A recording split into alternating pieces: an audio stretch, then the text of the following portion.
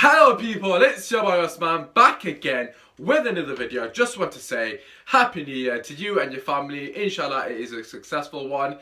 Just to give you a bit of context on this video, I do a radio show every Sunday night. I normally have guests on, so this week we had Keishan, who is a Spurs fan, and Hamza, who is a Manchester United fan. We talk all things the weekend's results, just football chat in general. Just to give you a bit of context, this video is basically from the radio show.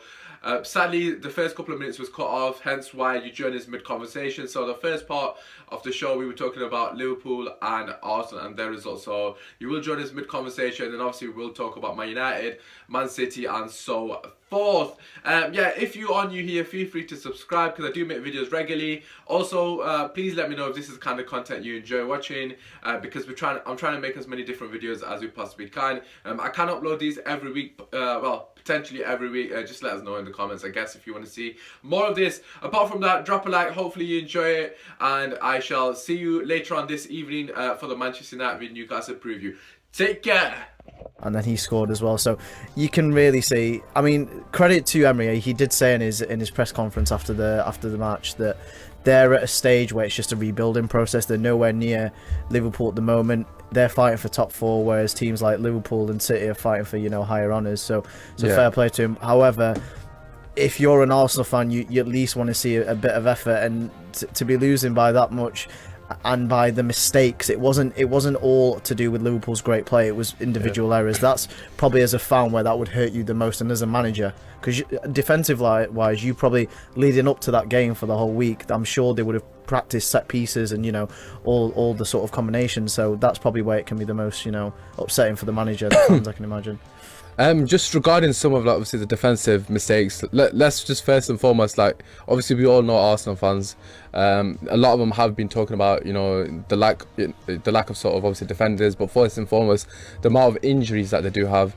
Mustafi, World Cup winner, Koscielny, for me personally, and you've already alluded to it, he is finished in my personal opinion. Obviously Holding was missing, and of course Bellerin was missing. Do you actually think that was a massive sort of hindrance to their defence, or do you just think it would not have made much of a difference? Do you actually think that Bellerin or Holding would have had an impact? I think, to be honest, Holding's had a good season so far, and Bellerin, he's a decent. I won't say he's amazing. I won't say he would have made much of a difference, but he is still. I think that back four with Holding, Mustafi, Bellerin, and Monreal. Is it Monreal who started? No. I think Kolasinac. That's it, yeah. I don't think Kolasinac is as much as fit. He's fit, but his stamina's not there. But that back four, it's not world class. None of them are world class, but they can play together in the, like, for that unbeaten streak. They played together, so they know what they're doing with each other. But this one, I think they just chucked in some players who are not playing each other much. So obviously they don't know what they're doing. So that's why they struggle too much. So I think it would have made a difference if Bellerin and Holding were there, but still, I think it's still weak compared to that attack of Liverpool. Right. Well, what do you reckon, Kish, about that? Do you think they would have had an impact, or? I mean, it would have had an impact in terms of maybe the results. Maybe a couple of less goals would have been scored, maybe 3-1 instead of 5-1. But really, no, because even when Arsenal have had their full strength defence, it's still not made much of a difference. I mean, they still concede goals. In fact, since the beginning of the season, they've not really kept many clean sheets from what I'm aware of. So, and that's with their full strength defence. So they need a massive rebuilding job, particularly the defence. But if you're an Arsenal fan, the one thing you can say is, you know, attacking wise, you have got a lot of threat. It's just defensively, but that's similar with a lot of teams, really, isn't it? In the top six in particular. So yeah, just go back at it and move forward, really. Okay, so just coming back to Liverpool, of course, Firmino, prior to this game, if I'm not mistaken, he's been on a bit of a barren run. Yeah. Obviously getting that fantastic goal, I think it's his second goal, if I'm not mistaken, when he dropped practically. That was beautiful. He dropped Mustafi, Socrates. I'm honest to God. Torreira. And Torreira. But to be fair, I'm not gonna say anything about this Torreira, because in his defence, he was nowhere near it, and he slipped. And Torreira has been good until. Yeah, he has been class. Yeah. But do you think? For me personally, Liverpool early in the season, I don't think they've reached their potential, because last season you saw how fantastic the front three were.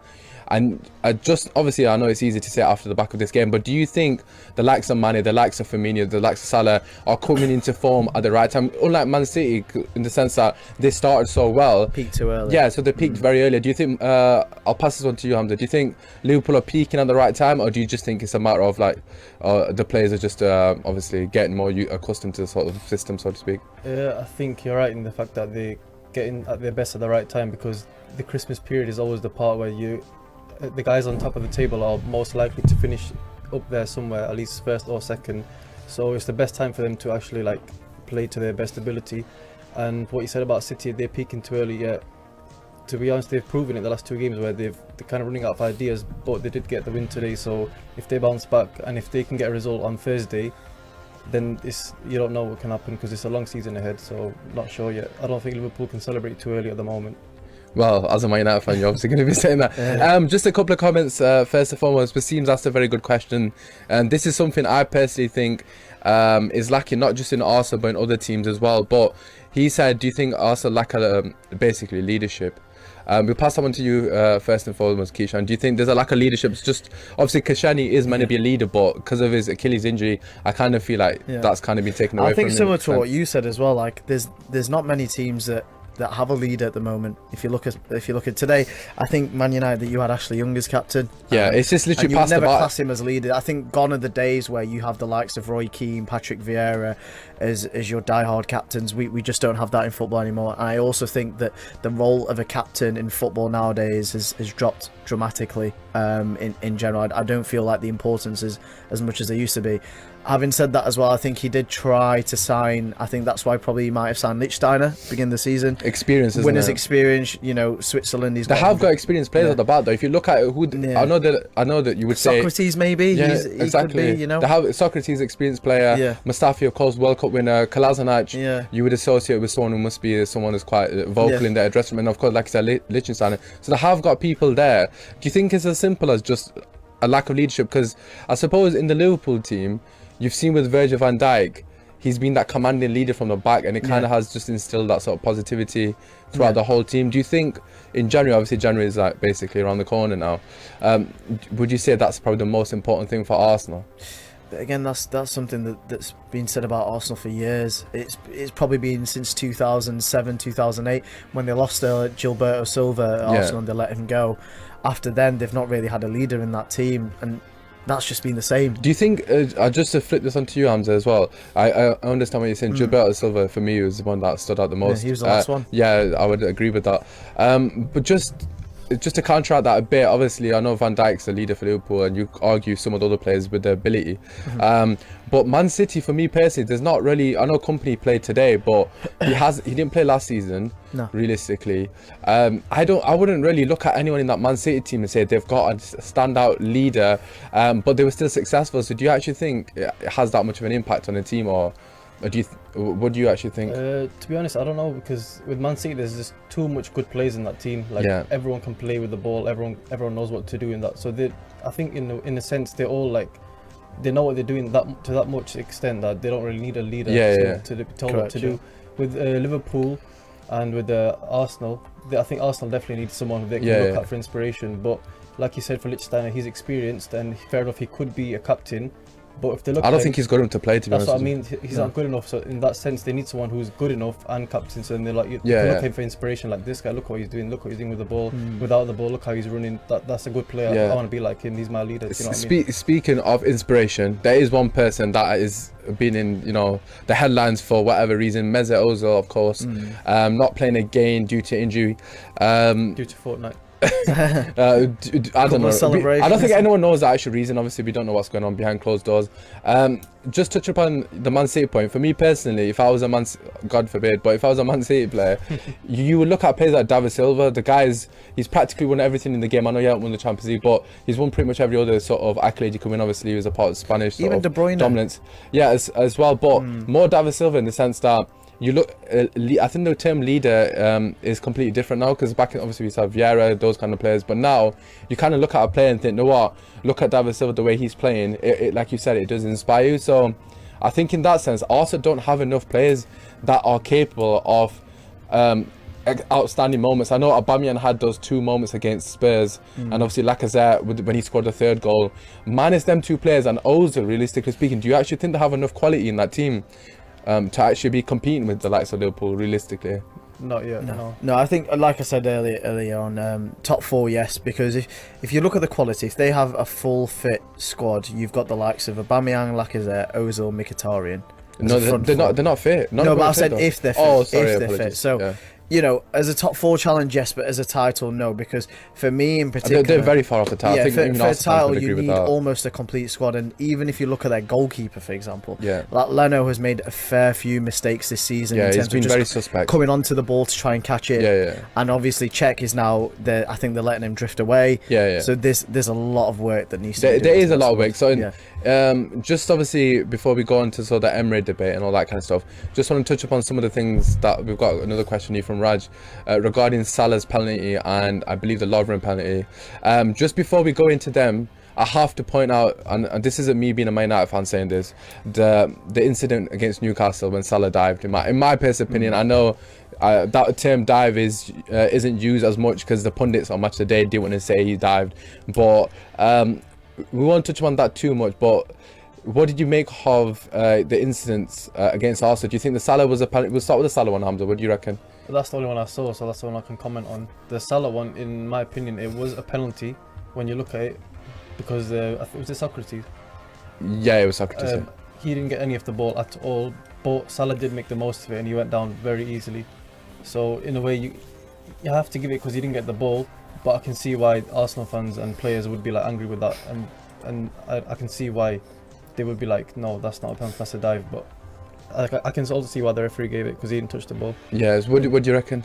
I think it's a difficult one because I think particularly in the last couple of years within the Premier League, there's no consistency with the refereeing at all. In terms of the penalties that are given, there's some penalties that are given that are clear-cut penalties. There's some You said we don't know why the line is. We just don't know. So next season will be interesting because next season is when VAR VAR, comes yeah. into play. However, even with VAR, we've seen in the World Cup when Portugal, I can't remember with the team that they played, but there was an incident in regards to penalty and everything. And so again, that's the person that will be checking the VAR, the video assistant, will be a referee as well.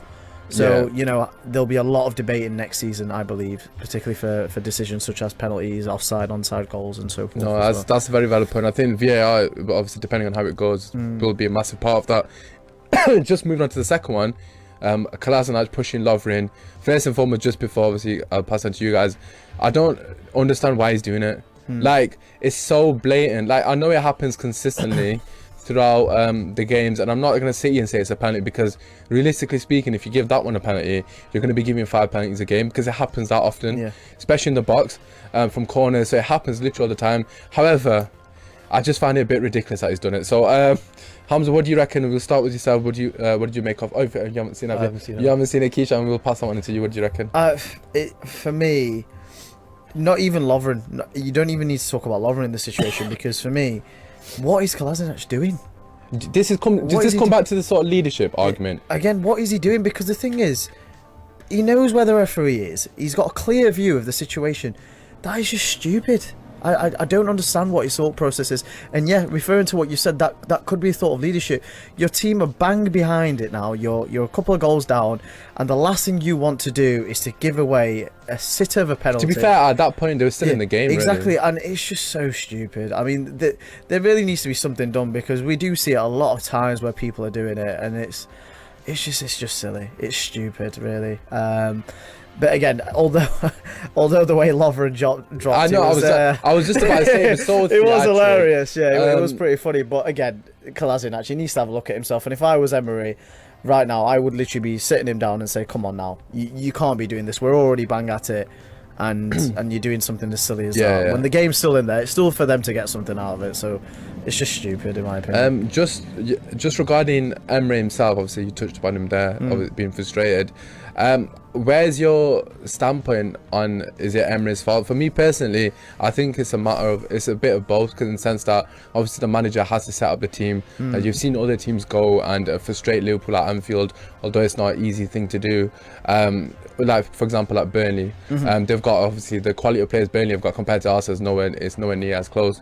Do you think Emre is to blame for the lack of sort of game management, or just obviously mistakes, or do you think it's down to the players solely?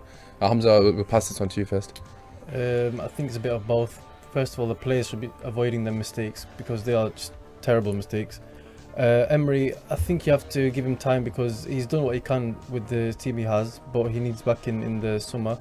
100%. Because if he doesn't get the backing, then he can't take that team. Do you not think? further. Do you not think they actually need it sooner in January, or do you think it's not realistic to get the kind of caliber player that It's they a tough want? window, isn't it, for all teams? There's not much out there at the moment. I think there's that Koulibaly that. Well, I've been told Gary Cahill is available. Yeah, I've heard that as well, and a lot of fans. I heard to John be on Terry's Arsenal available as too. well. He'll probably take his kit Come off out, in retire about then. 5 seconds as well to get the Arsenal kit on. To be Might as fair well to him. get at Tony Adams back in there as well. Yeah. What do you reckon, Kit? Do you think Unai Emery is to blame, or do you think the players have to take responsibility for that? I'm one? probably going to say something really controversial, Oh, here we and go. a lot of Arsenal fans may hate me for this, but why not?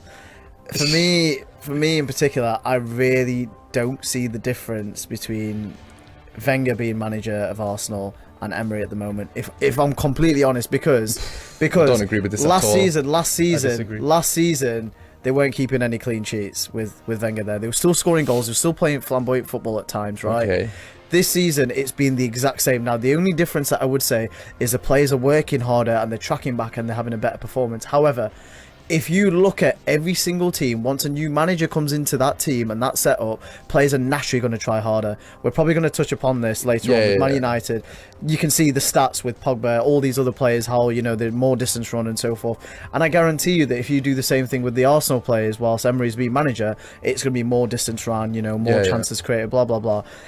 With Wenger, they did the same. They, in my opinion, they would be in a very similar position in the league to where they are now. No, I agree. I agree with Wenger. I agree with that sentiment that they will probably be in the same position. Yeah. However, what I will say is the reason you can't compare it. First and foremost, these are not his players. No. So you've got to bear in mind that each player has a different style of. I'll just give an example. So I know Pep Guardiola wouldn't go to Arsenal, but hypothetically speaking, if he was to inherit these players, he basically wouldn't be able to play the style of football that he's wanting them to play. And obviously, I know that's ridiculous because they're nowhere near the caliber of Man City players, but you have to give him time to instill his philosophy. And people kind of get that misconstrued with the fact that, he's had 6 months, 8 months. It's not about the period of time. It's what happens in the transfer window. Yeah. Because at the end of the day, for me, this is the reason why I gave up on Jose Mourinho, because this whole notion of he wasn't backed in the transfer window, I felt, for me personally, he's bought 11 outfield players. Yeah. So realistically speaking, he has bought 11 people. So if he wanted to, he could field a full 11, minus De Gea, so a full 10. Obviously, you're not going to replace De Gea unless you're Raj wants Edison. But yeah, realistically speaking, so Jose could put a full 11 that he would say, this is my team. Yeah. Realistically, Emery can't do that. So you've got to take into account there might be players that, we'll just use Ramsey as an example, that can't sort of display the kind of football that Emery wants to instill. So I think I can understand what you're saying, because they would have been in a similar position, they would have been making the same mistakes, but I think it's very unfair to judge him based on this season, because realistically speaking, Man City, Liverpool are so far above everyone else. And he hasn't actually done that bad against other teams. Let's not mistake the fact that I absolutely hammered you. I knew you mentioned that. So you might be trying to say that Arsenal on that part, we'll skip to the next. Yeah, no, but what I'm saying is they have had really good results. They've had really bad results. I think you can only judge him after 3 transfers, because the Arsenal team is comfortable 2-0. I don't really care, mate. They don't care either. It wasn't that League Cup. You're not going to win it anyway. You'll get hammered by Chelsea. Anyway. Lies. But yeah, the point I'm making is he needs at least 3 transfer windows, because the Arsenal team is that bad. Pardon me. The whole back 4, minus Bellerin, realistically speaking, needs replacing. But then again, the one thing you would say, they need a centre mid. They need 2 wingers. I'm not even over exaggerating here. Minus Aubameyang, Lacazette, and Ozil, although obviously he's not going to keep Ozil. Aubameyang, Lacazette, Leno, Torreira, and maybe Bellerin are the only players in that team fit to wear the shirt. Because for me personally, the Arsenal I know, Tony Adams, Vieira. I think Mkhitaryan still deserves a chance, because before he was injured, he was doing well for Arsenal. But you got to remember the caliber of players that Arsenal had, even under Wenger, when they were moving into the new stadium. They had Fabregas. These were peak players, by the way. Fabregas, Nasri, Clichy, Sanya. They had quality players. You look at that team now. If Emery had that team that Arsene Wenger had, under this period, I guarantee you they would have not lost. But then the one thing that you're this caliber mistaken anyways. right now is Wenger. It's not a part of Wenger not trying to sign these players at that time. He did try to sign the players. Yeah, that and needed. then you have to look at the problem board, is don't the you? board, and they're happy with, you know, a lot of the fans will agree. You know, the fans have been arguing for years upon Yeah. years on the board not giving the manager the budgets towards signing the players that they need. Yeah. So even though Emery, I mean, for as good as he is as a manager, I can see that, you know, tactically he is a good manager. Of course, I think he has mistakes. improved them, if I'm being But honest with you. Again, with the transfers, will he think get the he has. budget? Will he get? I mean, for example, in September, in the summer, he had a budget of say 50 million, I think it was. Yeah. And the signings he got were based upon the budget that he had. You know, Torreira's done way better. than we expected. Let's make no mistake about it. Terreira was an absolute bargain. Yeah, Liechtensteiner was irrelevant. I don't even know who else to sign. I've been honest with you, I can't remember. Leno was signed. Okay, Leno, of course. Yeah, Leno was obviously yeah. a good addition. Guendouzi. Guendouzi again, cheap. He's gonna like. I know I give He has the ability, Guendouzi. I doesn't give he? Guendouzi Yeah. a lot of stick. I'm not gonna lie, but he's 19, so Yeah. that's one for the future. So we gotta remember that.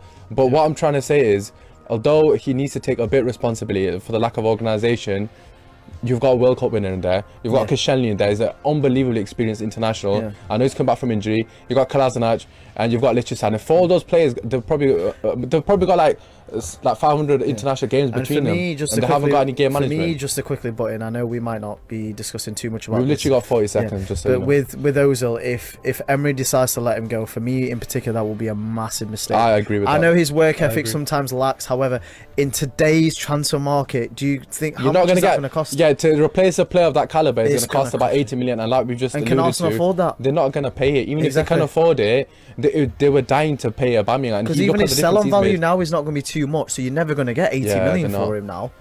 Yeah, So, just quickly to wrap up the first part of the show, we will touch upon obviously Man United, Man City, Spurs of course, and if we get time, Chelsea are relevant anyways, but we'll talk about them. But anyways, keep your comments coming, and of course them we coming, will guys. read them after the break. We'll be back shortly. Hello and welcome back to the Sunday night show with your host Usman. Of course, we have got Keishan here and Hamza, who is a Manchester United fan. Therefore, we shall talk about Manchester United. Man United 4, Bournemouth 1. I don't know if it was a Rashford show or Pogba show, but Hamza, I'll let you decide. What did you make of the game, mate? I think it was the Ole Gunnar Solskjaer. Oh, ole, ole, ole. That guy good. has changed everything.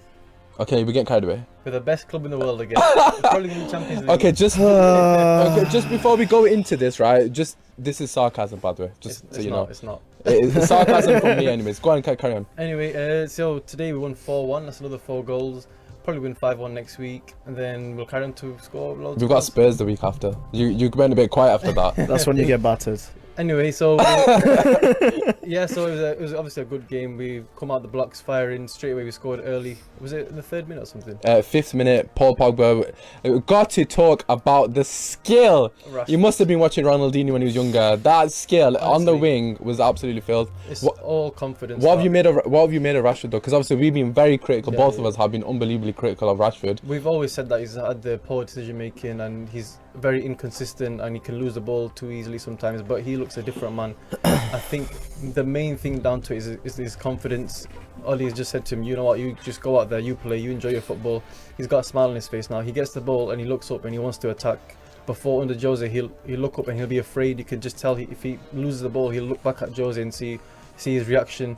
And we saw what Jose. Do you remember when he lost the ball against? I forgot who it was, but Jose. He missed that chance. Yeah, and that one-on-one, and nothing was Jose was happening. stood there. Do you actually? Obviously, he's alluded to Ole Gunnar instilling that confidence. And during the week, I think it might have been on Friday, there was a picture of Rashford saying that he's learning from Solskjaer how to finish, that kind of thing. Student.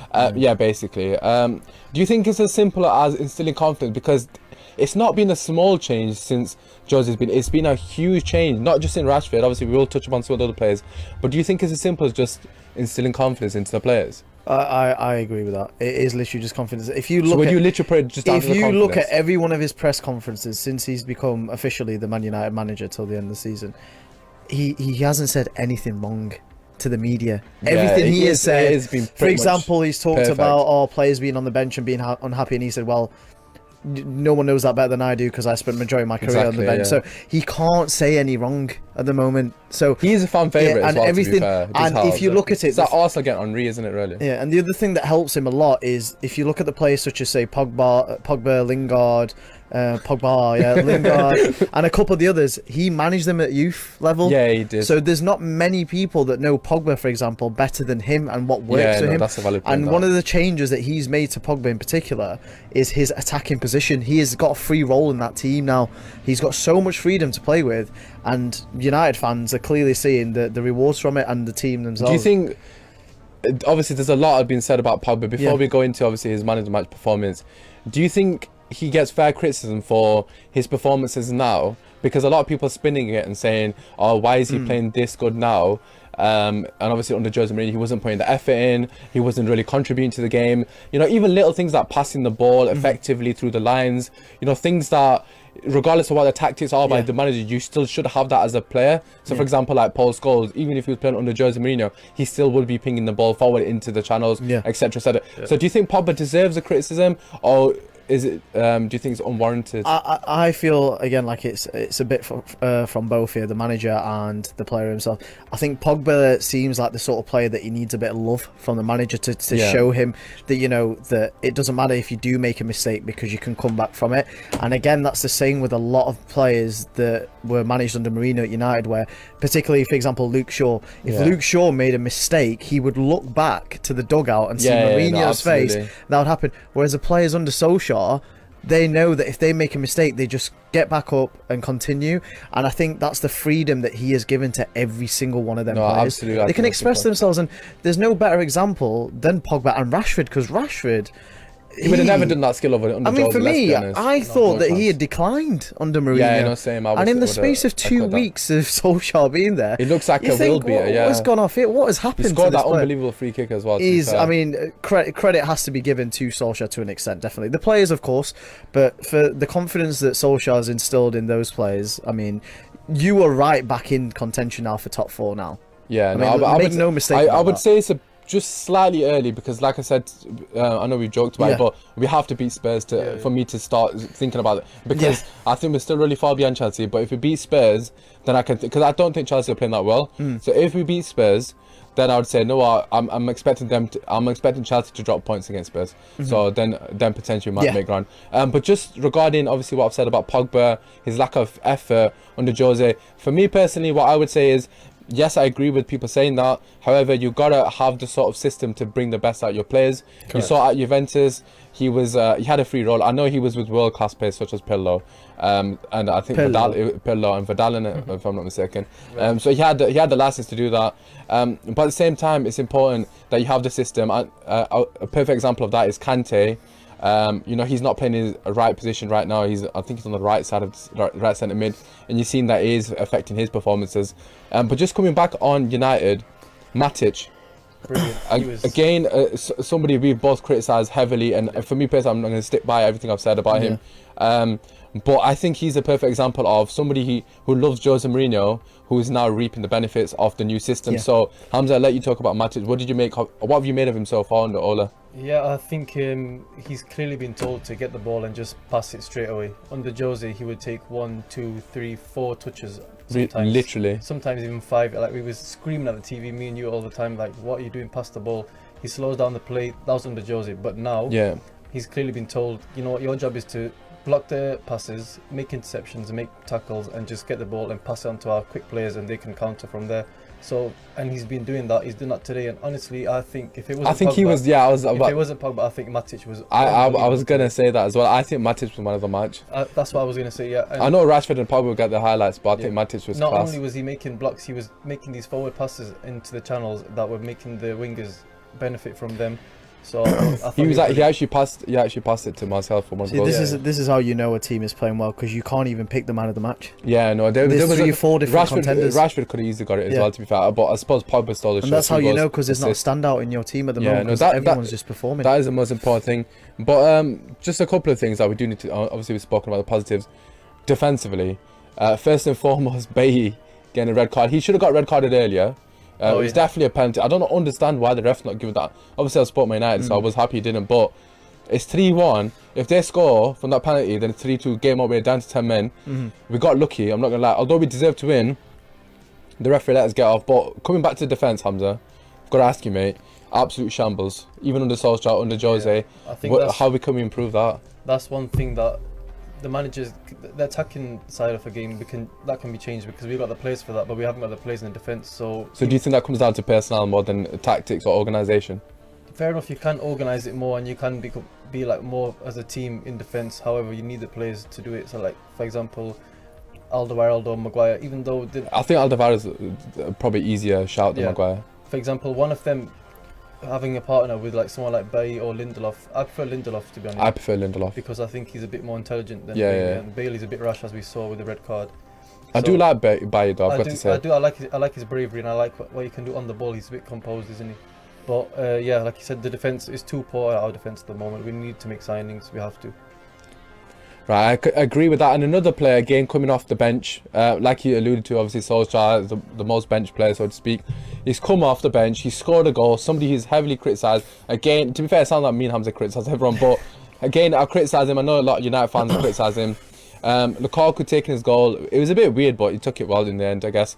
Keisha, first and foremost, do you think this is an opportunity for Lukaku to stamp his authority and say, look, I want to fight for my place, or do you think he's even fit to wear the shirt, or like, what's your opinion? For me in particular, I think he would want to fight for the shirt, because you're playing at Manchester United, which is a club that not many players get an opportunity to play at. If you look at super teams in world football, you're looking at the likes of Real Madrid, Manchester United, Barcelona, Bayern, those sort of teams. They're the superpower. So I don't think he'd want to have it on his CV if one day he does leave United, to say that he failed at Manchester United. I wouldn't say it was. I wouldn't, like, as a United fan, like you said before we came on air, looking at his stats, he wouldn't. I don't think he'd look back at he scored 28 goals last season for Manchester United, which is not too shabby. I think he's another player that has suffered under the Jose Mourinho system. I'm not saying that he's been fantastic, and obviously his link-up play is well documented, his touch and etc. So he doesn't help himself, but I do agree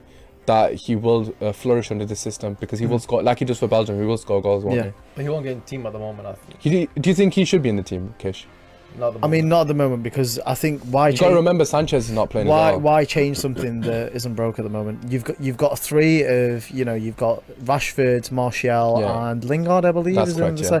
Why would you change? I think the only thing that might be changed is when Sanchez comes back. Lingard. I personally think that's a necessity. I think Lingard. I'm not sure if he's tired or not, but he does frustrate me. His quality in the final third frustrates me a lot. Like you said, he's always going to be a squad player. Yeah, don't get me wrong. I want him to stay. I proper love Jesse, but I think he's a squad player. But yeah, we've spoken enough about Man United. Let's move on to your beloved title race contention. Putting the pressure on FC. Spurs 1, Wolves 3. Keishan, please take it away, mate. What did you make of the game? To be honest, it's not really much that I didn't expect, if I'm honest. We always do this. We know it's gonna. I didn't think it happened this early. I'm not right them. We did the most Spurs thing to do. Basically, that's what we did. And the matter of the fact is, we just ran out of energy. First half, we should have been out of sight. We should have been a couple of goals in front. Son almost scored. Yeah, we should have been. That would have been 2-0 half time. And then it puts more pressure on Wolves, but you can just see that we'll tire out. And here's a little thing that I need to bring out. Here we go. Go on. This is interesting. So this was our bench for the game against Wolves. Okay, go on. Danny Rose. Okay, I admit that he should be playing though. Yeah. I'm just throwing that out there. Yeah. Nkudu, who didn't even get into the Burnley squad last season when he was on loan. Walker Peters, who got a couple of assists last week. 3 assists, and he gets on the bench. Disgraceful management. Foyth, the Argentinian centre-half. He scored a banger, got a sub. Gazaniga, which sounds like a Disney character name. That's a goalkeeper, isn't it? Yeah, goalkeeper. Lucas Moura, which of course, I'll give you, Brazilian international. And a guy called Skip, who's from our youth academy. If I wanted to skip down the road, I'd do that. But I don't want to have that on my substitutes bench. I don't mean to laugh about this. Now, he could be a rare talent. He could be a rare talent. But that just tells you that a player that I'm forgetting to name as well. We didn't even have Llorente on the bench, and he's not injured. He's not injured. He's not injured. He's just not being picked, and that just tells you everything you need to know about our squad. Our players are clearly tired.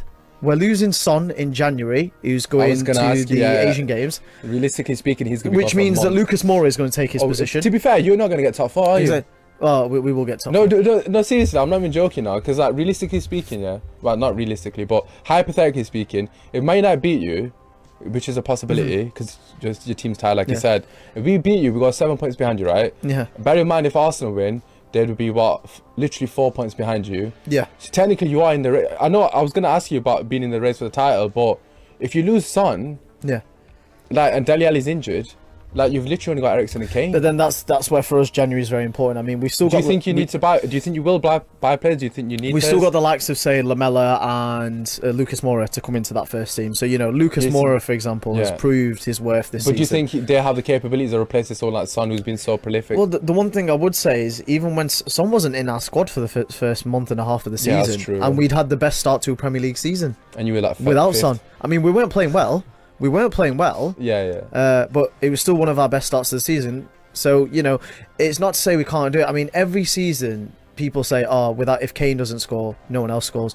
This season we've proved that we've got 4 You're to not a 5 one-man different team. goal Yeah, scorers. no, I've got to say that Because yeah. this is the first season, I think, with Kane that he's not achieved the stats and the ratio that he usually Yeah. achieves.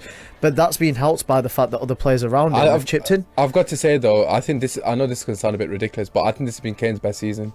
Like his overall whole- play, yeah, his correct. overall game. Like if you look at him as a player now, I know he was stat padding before. Like some games he literally won't Ridiculous score. amount He of wouldn't goals. even score, and then he'll get 5 in one game. Yeah. So then obviously it'll even itself out, and he did that quite a few times in the first couple of seasons. But for me personally, if I'm looking like from Barcelona perspective, I know you don't want to hear this, but Harry Kane is perfect to replace Suarez for them. Like Yeah. genuinely, I think he's the perfect mold. So what do you reckon about that? Kane's overall play is brilliant. He's got both feet. He can score with his head, and his intelligence is amazing. He scored with his left foot. Like you wouldn't even, Yeah. if you was like a neutral watching Spurs for the first time, you genuinely would think his left foot the way he's hit that. Yeah. Just his hold-up play and his just intelligence and awareness around him. He's such a good player, linking up and scoring.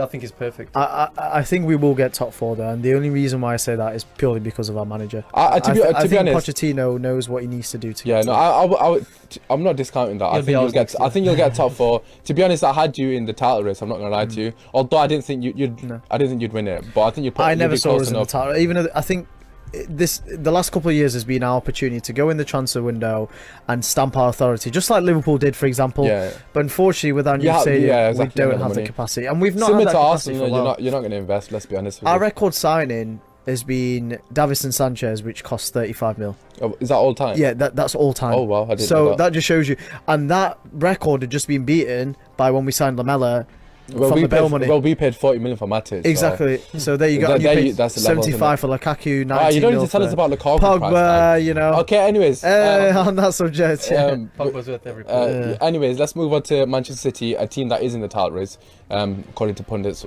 To make of that what you will. We'll start with yourself, Hamza. Obviously, they beat Southampton.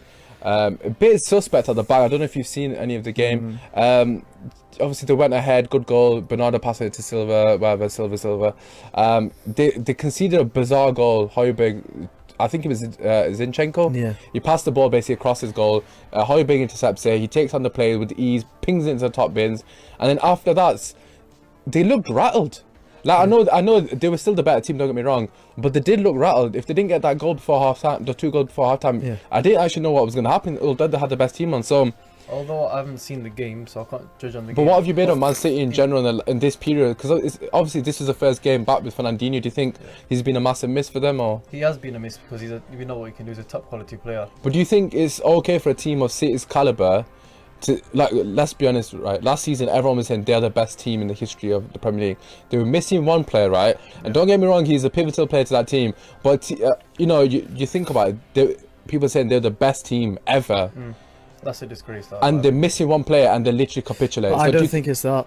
Do you think it's the player, or do you think it's a mental thing as well? I really don't think it's that. I think if you look at last season, I'd probably say 90% of that season last year, the likes of De Bruyne and Silva were fit. I think people forget how important De Bruyne is to that team. He is massive to that team. I know, because if you think about it, midway through this season, when he was injured, you had David Silva slotting in there, and then David Silva got injured, and then they had Gundogan and Bernardo Silva in that team. Bernardo, to be fair, stepped up. He is a good player, but he's no... if you compare that to David Silva and Kevin De Bruyne, you can't do that. And I think they've had too many players this season that have either dropped off form or been injured. Sane at the beginning of the season wasn't the same as last season. It took him a bit of time. Yeah, but you don't to think go that back was into it. down to Pep and his man management? Because there was a lot of rumours about Sane's attitude. I just think it's injuries that got to. I mean, De Bruyne's injury was a freak. I think he had a long World Cup where Belgium got to the semi-finals, didn't have much of a time off, came back, got injured instantly, came back from the injury, got injured again, and now is on the recovery trail again. I just feel that like they've had too many injuries. I mean, I don't think. I'm not gonna lie, Yeah. right? I'm 100%, not 100%, but I completely disagree with you. really, Yeah, because prior to these two losses, no one was saying this. Not a single human being. They were still playing fantastic football without De Bruyne, like probably the best football they've played in a while. I think what Pep did with Sane was probably the best thing he's done, because he said to him, if you don't sort your attitude out, you're not playing. I don't care how good you've been. He put Mahrez in. Mahrez came into the team. He was firing. I think he missed that penalty against Liverpool, and then after then he went on a run, Mahrez. So I think to say that the players haven't been on form and to say they haven't done that well, I think that's a bit harsh. But I think it's just a matter of... this is where you're also getting it wrong, because the way I mentioned it was the fact that both David Silva and De Bruyne have been injured, so they were playing fantastic but football. they were still winning though. But if you take both of those players out of that team and you take out Aguero, Jesus is a great player. Yeah, but they were still winning without them players. But when they've lost those two games, they had a full team minus Fernandinho. I just feel like if you look at their team at the moment, he doesn't know his best team, which is No, really I weird. don't agree with that. It's really weird. I think because he's rotating. if you look at his fullbacks, and another player that's gone that they Kyle really Walker. miss is Kyle Walker and Mendy. Mendy. Yeah, Mendy. Because yeah, Zinchenko today was, if you've watched the game, I watched it, Zinchenko was dreadful. He was shocking. He was terrible, and be even fair- Delph doesn't play in that position. Who's Zinchenko's side on? Is he on? He's on Salah's side, isn't it? Left hand side, left back. There's no way he's doing Zinchenko's Yeah, against Salah. and then he's got. I don't know who played on the right side. Was it Delph that played today on the right side? No, it was Danilo. And it's just, Danilo, it's, sorry. I mean, Danilo. I think they've really struggled this season with that. And last season they got away with it because I feel like, the momentum was there and you put someone like Zinchenko at left back, it worked. Yeah. Whereas this season, when they're under pressure and it's a title race where they're behind and they're chasing, they don't know how to react to it. I think Okay, so they seem like they can't handle pressure, man. Yeah, I think that's more of an that is the mental side of the game. Yeah. Has impacted them more than I think this notion that the players are injured. Because I they've think been they haven't leading that every bad. game. They've been leading every game. That's that what I they've mean. lost. And then lately they've been going behind, and then they're like, oh, what's gonna feel? I think Liverpool opposite. I think they do well under pressure. Yeah. So speaking of Liverpool, Man City, because we wanted to go into this anyways, we've got like 5 minutes or so to talk about it. The title race. Of course, this is literally the biggest game. And for me personally, this is the most defining game of the season, because if Liverpool win this game, you have to say they should win the league, because they haven't lost the game. I know Arsenal fans would probably cry if they went and beat if they did Invincibles, but if Liverpool win this game, surely they've won the title. They're 10 points clear. So Hamza, we'll start with yourself. Let's talk about the game and then we'll talk about the race itself. But how do you think the game's going to pan out? Because is it at Etihad, if I'm not mistaken? Yeah, it is, yeah. Okay, so what do you reckon, Hamza? We'll start with yourself, mate. I have a feeling Pep will overthink this game, and he might sit back and invite pressure. At Etihad? I think he will. Okay. I think he. But do you not think... Oh, go on, I'll let you go on. I'll let you finish. This is my opinion. I think Pep will feel the pressure, and he'll think that a draw will be good enough for them. So he will. I think he'll invite pressure at the start. They can't afford a draw. I know they can't, but I think he's afraid of Liverpool. You can tell by his. He body did. language. He has said that. I think he's too afraid of the attack. So I think at the start I've just got a feeling he's gonna sit back and let them attack, and then try hit them on the break or something like that. Okay. To be fair, I would be shocked if he does that. We have got a good question here from Rupert. She's saying Pep's demeanour. This is something I've noticed as well. I don't know if you guys have noticed it. Pep's demeanour has completely changed, and I've never seen him so shaken. Even after the That's game, what I mean, yeah. even after the game, I don't know who interviewed him. They asked him, "Oh, how do you feel about being like? Does your chasing? Is the pressure getting to you?" And even the way he answered that question, I thought it was a bit bizarre, because he said, "Oh, I've been in this situation before." Well, no, you haven't. He hasn't. Yeah. You haven't been in that position with Barcelona. You were dominating, and to be fair, I'm not taking that away from him. And you definitely haven't been in that position with Bayern Munich. And if you was in that position, it was literally at the start of the season. I can only think one time in his career, and that And was when was it- Mourinho Was there it? at Was it? Madrid. I thought it would have been Dortmund. That record point season, that was it. But do you think his demeanour has changed, or do you think it's just like what do you think the game? How do you think the game's gonna go, as well as his demeanour? I think for me in particular, I think the pressure's really going to get to him, because with Liverpool's defence, what they can do is, realistically, they don't need to win this game, Liverpool. They don't. They can need a draw this. So draw would be perfect. the way I see it panning out is, for the first 25 to 35 minutes, I feel like Liverpool will sit back, invite pressure, and then what will happen is they'll wait for the counter. And eventually, once it gets to about 60 to 70 minutes, and say if City haven't scored yet, and it's still 0-0, it's still a draw, Pep will then have to do something. Yeah, because he knows that if they don't win this game, he'll have to roll the dice. Exactly. And this game is ready-made for Liverpool, because they've got so much pace on the counter that they're just going to wait for City to get desperate and for Pep to put on the attacking players that he needs at the end of the game. And that's where Liverpool are going to go into their own counter-attack, and that's what's going to happen. To be fair, I probably agree with you. That's exactly what happened in the Champions League. That's what happened in the Champions League last season. Do you remember when it was the second leg? Yeah, no, I think it makes sense. They're away from home. It makes sense for them to sit back and counter, because they've got the pace. They've got Salah, Mane. They can do that all day long, and they're a threat. I don't think they know how to do that though. Liverpool. They don't know how to sit back. I'm not talking about sit back. I'm saying be more conservative, be compact, making sure Man City go down the wings. Because realistically speaking, be more careful, basically. Yeah, no, exactly. So can you imagine having Zinchenko at left back, and then you've got Sadio Mane on the other side? No, but the thing is, we all know that City love playing down the middle. So I think this is what's going to happen.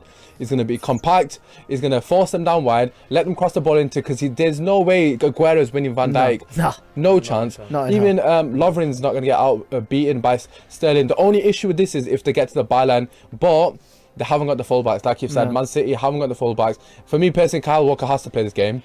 Because he's at least got the ability to find a pass. De Bruyne and David Silva have to play as well. No, obviously they will play, but I don't know. It will be an interesting game to see how it pans out. Just regarding quickly, because obviously we literally got a minute and a half. We'll do two questions. First one, we'll say the score prediction for this one. So obviously you've said how you think the game's gonna go. I agree more with Keishan, to be fair. So Hamza, what do you reckon? It's at Etihad. What do you think the score's gonna be? Liverpool 2-1 win.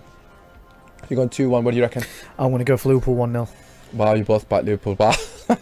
So I actually think City might win. Really? Yeah, I think. Why's that? I personally think because it's at home. Like if it's at Anfield, I genuinely I wouldn't even be questioning. But I think Man City at home, they're gonna keep the ball really well. Although Liverpool have obviously they've been fantastic defensively, I still think their fullbacks aren't that good defensively, and Lovren can be exploited. You got to remember they have got Aguero up front. They have got the likes of De Bruyne. They have got Silva, intricate players that can get in behind Lovren. Sterling again will get in behind the fullbacks consistently throughout the game. So although they're going to want to push them out wide, the likes of Sterling, if he gets in behind, he has shown this season, and Sane have shown consistently throughout the season that they've got the capability of finding the people in the middle part. So for me personally, I think Man City probably overload the box, and I don't think Liverpool will be able to handle it, because they've not had a team do that to them this season. And obviously Man City are going to have to go for it. So I'm going to say 2-1 Man City actually. I think Pep's going to bottle it. Okay, fair enough. We've got literally 20 seconds or so. So just a quick to finish. Obviously it is a defining moment in the title race. Just quickly, Hamza, do you think Liverpool are going to win it? Is it their year? Yes or no? Yeah. You think it's Liverpool's year? Yeah. Okay, you heard it here first. Kish, what do you reckon? Is it Liverpool's year finally after we have not been alive? Liverpool basically to win it and City to go for the Champions League. Okay, I'm going to say City will still win the league. Okay, it's been your boy Osman. Hopefully you've enjoyed it, and we will be back next weekend.